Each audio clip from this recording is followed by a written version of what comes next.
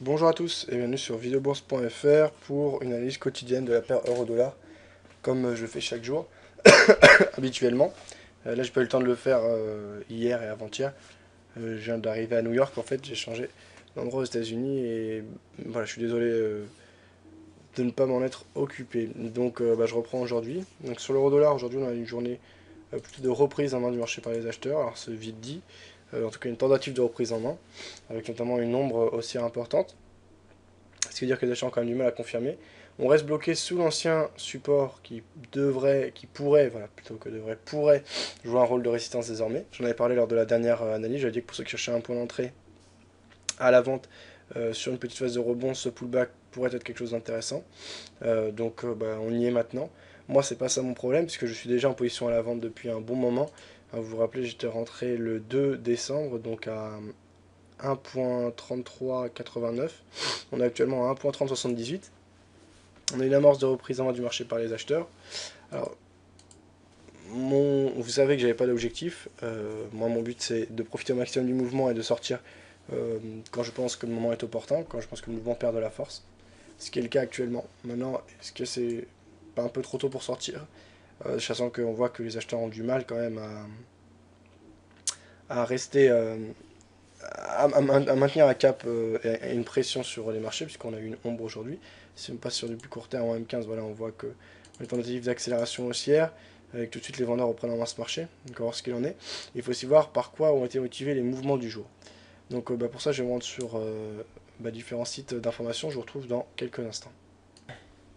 Voilà, donc je viens de faire le point sur ce qui avait engendré donc la hausse du jour. Et donc, pardon.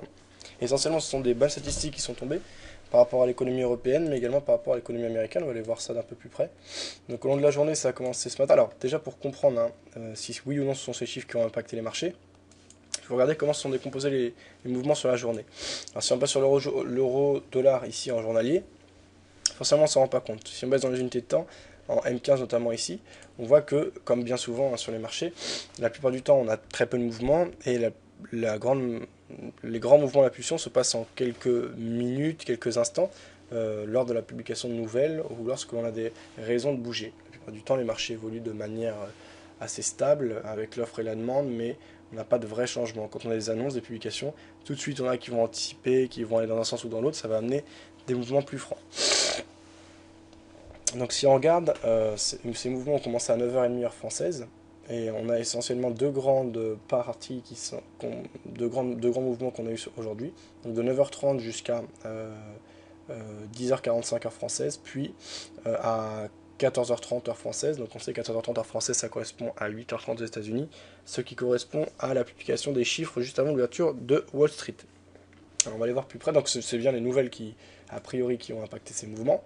Et si on regarde de plus près, eh bien, on voit que ce matin, à partir de 8h, on a eu des nouvelles par rapport à l'économie européenne.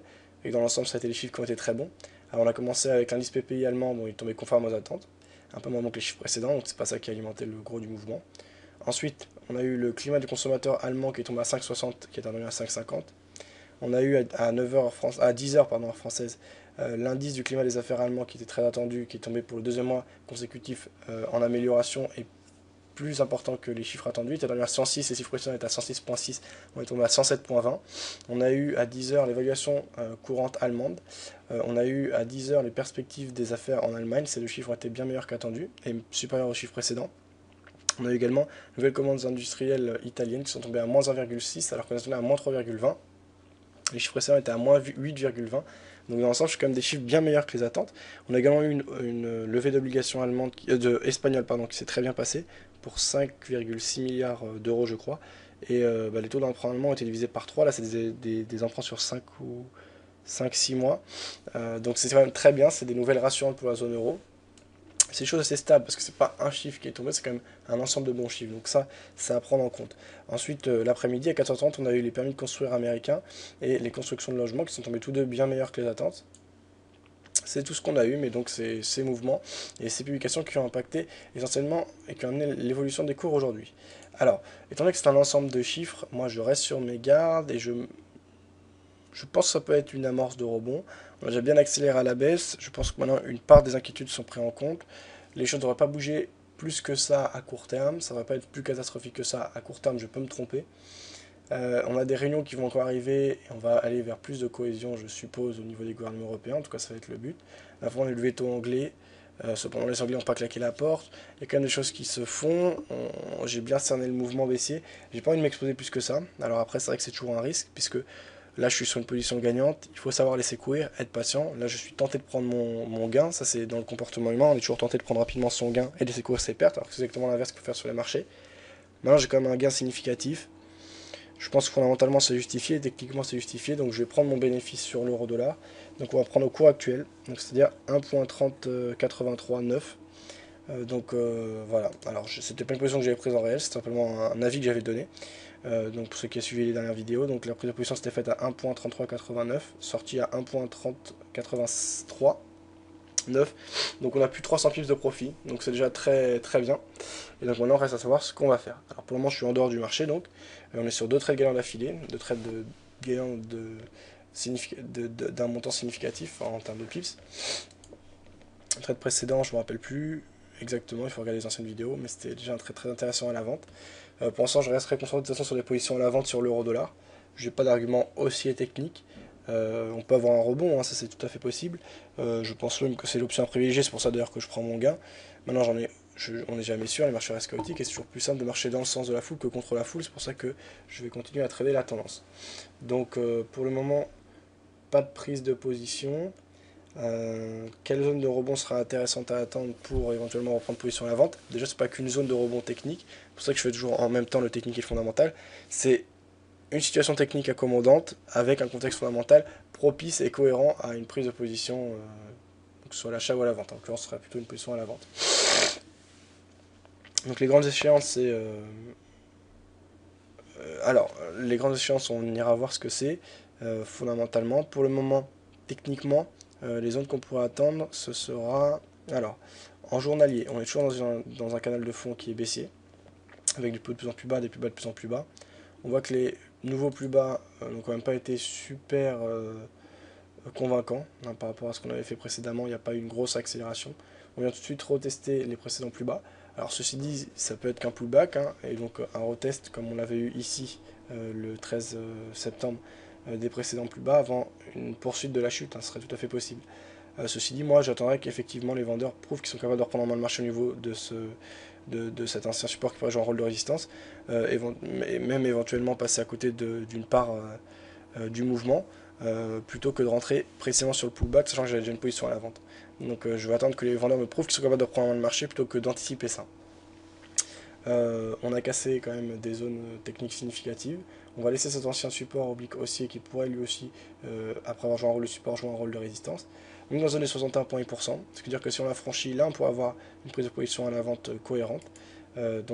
Pour jouer justement cette question de la zone de 61.8, sans risque, sans avoir à être stressé tout le temps devant son PC, on peut placer un sell stop sous les plus bas qui avaient été marqués le 14 décembre dernier, donc au niveau des 1.2943, ça me semblerait plutôt cohérent. On verra ce qu'il en est, et voilà les premières esquisses de scénario à jouer éventuellement à la vente, et on va descendre ensuite dans les unités de temps pour y voir un peu plus clair. Alors en H1 ici, on va supprimer voilà, la résistance qu'on a cassée. On a donc les Fibo qui s'affichent. On va contraster jusqu'à 38.2 précisément du mouvement baissier qu'on avait eu depuis le 9 décembre dernier. Alors si je dézoome encore davantage et que je prends l'ensemble du mouvement baissier qu'on avait depuis le 27 octobre, alors on voit qu'il reste un gros potentiel de correction éventuelle puisqu'on n'est même pas au niveau des 23.6%. Si on prend la dynamique baissière dans son ensemble, on est toujours en dessous de la résistance baissière et dans ce canal baissier, donc il reste du potentiel pour une éventuelle phase de correction. Voilà. On marque actuellement des plus bas de plus en plus haut, des plus hauts de plus en plus haut, ce qui indique qu'on est bien dans une phase de correction, donc dans un drapeau contre la tendance de fond. Alors les drapeaux, ça peut être très, très intéressant à trader. Il faut savoir les trader, c'est pas compliqué. En général, on dit que la cassure d'un drapeau... alors attendez. Voilà. Est censé augurer d'une poursuite de la tendance de fond, ce qui est logique, hein, puisque si on casse un drapeau... Voilà. Si on casse un drapeau, donc là en l'occurrence on a un drapeau haussier, donc ça veut dire qu'on est de plus en plus haut, de plus en plus haut. Si on le casse à la baisse, donc si on casse ce support oblique haussier, ça veut dire que les vendeurs ne restent pas dans cette phase de correction, et donc on a une volonté de la force dominante, donc en l'occurrence des vendeurs qui sont à la tendance de fond ici, de reprendre en main ce marché. Ça permet de rentrer sur une phase de rebond, sur un signal de cassure d'une zone de support significative. Donc c'est techniquement un signal tout à fait cohérent. C'est un de mes signaux préférés à trader, moi, les cassures de drapeau. C'est à la fois dans la tendance et donc sur phase de rebond.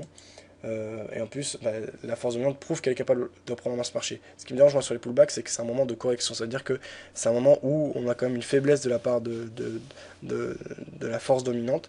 Moi, je préfère trader quand j'ai les preuves que l'un ou l'autre des deux camps est capable de prendre clairement en main le marché, plutôt que sur les anticipations, des choses comme ça. C'est pour ça que j'aime beaucoup ce signal.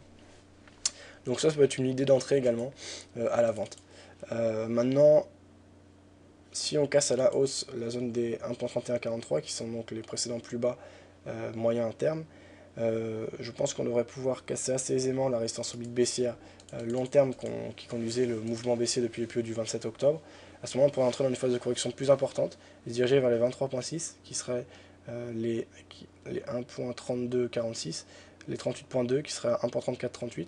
Et donc à chacun de ces seuils techniques importants, qui sont les rotations de Fibonacci que j'aime beaucoup utiliser, on aura les 50%, c'est pas un Fibonacci mais c'est un seuil important, qui sera à 1.3595. On surveillera des éventuelles tentatives de reprise en vente du marché par les vendeurs pour essayer d'entrer à bon compte, donc sur phase de rebond dans le sens de la tendance de fond. Alors, tout dépendra également du contexte fondamental, et pour ça on va attendre les grandes échéances qui sont fixées. Donc je vais jeter un coup d'œil aux prochaines réunions de l'Eurogroupe et aux prochains grands discours qui sont attendus. Alors je viens d'essayer de faire le point. A priori c'est pas évident de trouver les dates des prochaines grandes réunions. Ces réunions se font au fur et à mesure en fonction des difficultés rencontrées. J'ai vu simplement qu'on avait une réunion téléphonique aujourd'hui entre les responsables des finances des différents pays, grands pays européens, même pays européens tout court. Donc par rapport à cette crise, par rapport aux annonces du FMI, on a eu également plusieurs grandes personnalités qui ont dit leur inquiétude par rapport à la zone euro, avec la directrice du FMI Christine Lagarde, mais également DSK en Chine qui a parlé d'un radeau qui allait sombrer, qui était à deux doigts de sombrer par rapport à la zone euro. Donc ça, c'est pas bon pour la zone euro. Il faut montrer une image de solidarité, de force. Les bons chiffres aident, c'est sûr, ça c'est du concret en plus, donc c'est quand même très important. Maintenant, il faut également des annonces, des décisions, etc. On a déjà eu une partie qui a été faite la semaine dernière. Dommage que l'Angleterre ait posé son veto. Il faut continuer dans ce sens, je pense, pour régler le problème de la dette, mais probablement le problème justement de la confiance des investisseurs pour continuer à prêter aux pays membres de la zone euro, également aux pays les plus en difficulté, avec l'idée toujours de faire bénéficier aux petits pays également de la stabilité des pays plus importants. Les pays plus importants ne disent pas oui comme ça, puisque forcément, eux, ça les met dans les difficultés. C'est une question de compromis, et c'est pour ça que ça prend autant de temps.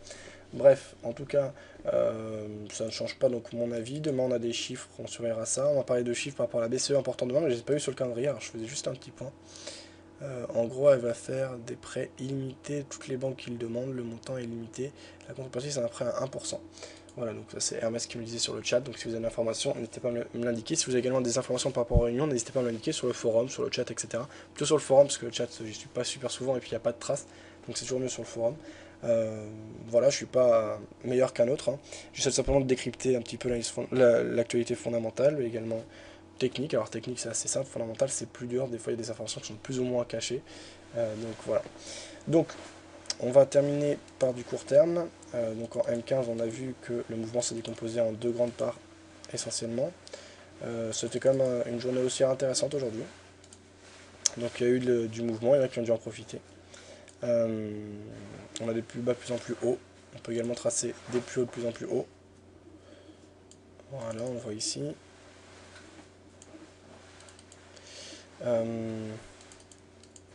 Ce qui est intéressant, c'est de prendre les plus bas et plus hauts de la journée pour tracer les Fibos. On voit qu'on a tracé jusqu'à 50% du mouvement haussier qu'on est aujourd'hui, ce qui indique quand même une faiblesse de la part des acheteurs. C'est évident, hein, les acheteurs ne sont pas la force dominante, donc en général, quand on a une amorce de rebond, en général ça se fait dans la difficulté au départ, sauf si on a une vraie impulsion et des vraies raisons fondamentales. C'est-à-dire que les acheteurs tentent de prendre en main le marché, et très rapidement, comme on le voit ici, et de manière très brusque, la force dominante reprend en main ce marché. C'est ce qu'on a eu avec en quelques... voilà, entre les plus hauts de la journée qui ont été marqués à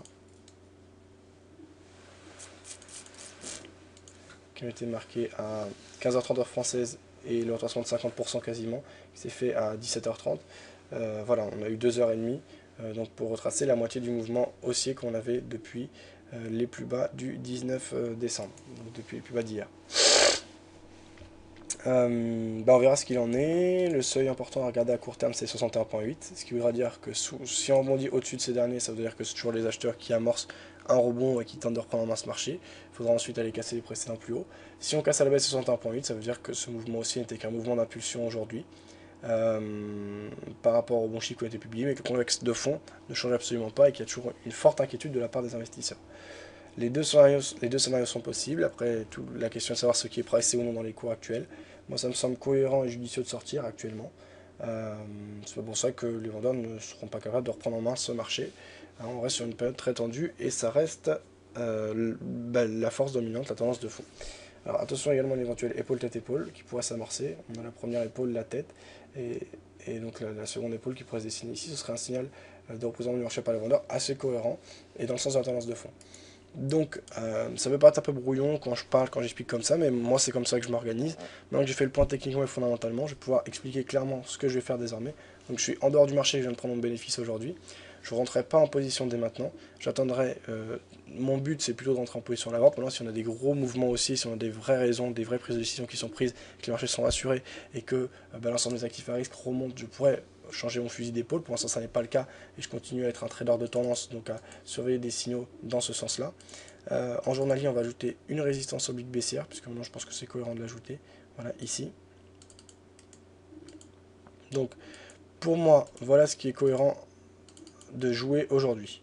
Donc, déjà, on peut placer un sell stop sous les plus bas qui ont été marqués le 14 décembre dernier, donc sous les 1.2942, par exemple 1.2940 ou 1.2935, pour joindre l'éventuel breakout. Ça, je conseille de le placer parce que, enfin, je conseille rien du tout, c'est mon avis, je pense que c'est judicieux de le placer parce que dans le contexte fondamental tendu, comme on l'a actuellement, c'est les mêmes raisons que citées précédemment. On peut partir très vite dans un sens comme dans l'autre en cas d'annonce, et donc c'est dommage de passer à côté si par exemple on n'est pas devant son PC à ce moment-là, etc. Et si on protège de manière cohérente, quoi qu'il arrive, ça restera un trade intelligent. Donc pour moi, c'est quelque chose d'intéressant et de bénéfique à jouer. Et ces derniers jours, dernières semaines, ça a bien profité. Donc autant continuer. Donc un sell stop sous cette zone. Le stop loss à ce moment-là, on peut le placer pour le moment par exemple au-dessus des plus hauts de la journée, donc au-dessus des 1.3133. Ça fait un stop loss de l'ordre de un peu moins de 200 pips, 170 pips, quelque chose comme ça. C'est un stop loss important, mais pour une position moyen terme, ça peut être c'est jouable, hein, c'est tout à fait jouable. Après, pas d'objectif précis, toujours dans l'optique de laisser courir en suivant la tendance. Maintenant, ça me semble cohérent parce que combien même on soit pas spécialement sur un gros mouvement et qu'on soit déçu, que ce soit un pétard mouillé, on va dire qu'on a un faux breakout, on a une petite accélération et on revient, on a quand même des chances de prendre un petit bénéfice. Je pense que c'est une position cohérente à jouer. Donc voilà. Autrement, moi, pour une position, j'attendrai des phases de retracement plus franches. Alors, dans un premier temps, l'éventuel retest de la résistance oblique baissière tracée en noir ici. Là aujourd'hui on a eu un retest et pour le moment il a tenu bon de précédent plus bas, donc on a pullback sur l'ancien support horizontal. Comme j'ai dit, si les vendeurs prouvent qu'ils sont capables de reprendre en main le marché, par exemple demain on a une grosse englement de baissière ou quelque chose comme ça, pourquoi pas jouer ce pullback. Maintenant moi j'anticipe pas, je préfère trader ce que je vois. Pour l'instant j'ai pas de raison de rentrer, donc j'attends une phase de rebond plus franche et surtout que les vendeurs me prouvent qu'ils sont capables de reprendre en main ce marché. Et ça me permettrait d'entrer à des niveaux de prix plus intéressants. Voilà, en H1, donc on s'en rend plus compte avec les représentations de Fibonacci qui sont tracés, donc des points d'entrée cohérents pourront se situer aux alentours des 1.3251, 1.3442, voire 1.3595. Donc là, on serait sur des zones d'entrée très intéressantes et à des prix bien plus intéressants que ceux proposés actuellement. Voilà, je pense avoir fait le tour. Au niveau des stop loss, j'ai donné en cas de si on veut jouer le breakout. Si on prend position sur phase de rebond, on va dire par exemple on va dire que les cours retracent jusqu'à 38.2 et qu'on a une tentative de représentement du marché par les vendeurs. Tout va dépendre du contexte, mais on a voilà, des zones de résistance quand même marquées, hein, avec notamment ici les 1.3549. On peut également choisir de les placer au-dessus des Fibos suivants, Je pense pas que ce sera une grosse difficulté et on va pas trop anticiper, on va jouer ce qui nous est proposé. Alors ceux qui veulent jouer des positions de rebond pour jouer la reprise en main du marché par les acheteurs sur l'euro-dollar et donc la reconquista on va dire des actifs à risque. Je pense que des niveaux cohérents, ça peut être la cassure de l'ancien plus bas justement, qui s'il ne joue pas son rôle de support, pourrait être un indice de force acheteuse et d'amorce de rebond pertinent, ou jouer la cassure de la résistance oblique baissière tracée en noir sur le graphique ici qui ont du mouvement baissier depuis le 27 octobre. À ce moment, les objectifs pourraient être placés au niveau des 23.6, des 38.2, en fait au niveau des zones de rebond potentielles que j'évoquais dans le cadre de mon éventuelle prise de position à la vente. Moi je ne prends pas de position à l'achat, je reste dans le sens de la tendance de fond. Voilà, j'ai fini mon point, bonne journée à tous et à bientôt sur videobourse.fr.